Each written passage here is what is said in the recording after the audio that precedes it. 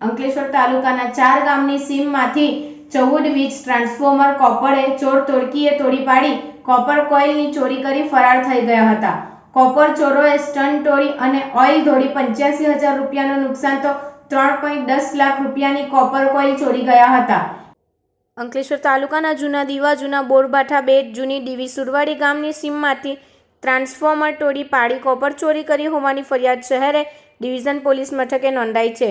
14 December 2023 થી 27 જાન્યુઆરી 2024 દરમિયાન તસ્કરોએ 14 જેટલા ખેડૂતોના ખેતર પાસે રહેલ દક્ષિણ ગુજરાત વીજ નિગમની ખેતી વિષયક વીજ લાઇન પર મૂકવામાં આવેલ વીજ ટ્રાન્સફોર્મરને ચાલુ લાઇન પરથી તોડી પાડ્યા હતા।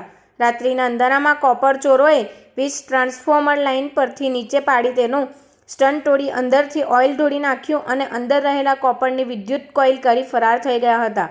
આ અંગે જે તે ખેડૂત દ્વારા દક્ષિણ ગુજરાત વીજ નિગમ ખાતે અરજી સ્વરૂપે ફરિયાદ આપતા વીજ નિગમ દ્વારા સ્થળ તપાસ કરી પંચકેશ કરી આ અંગે અંતે શહેર A2 ડિવિઝન પોલીસ મથકે નાયબ ઇજનેર શંભુ બન્નેવાલા દ્વારા ફરિયાદ નોંધાવી હતી।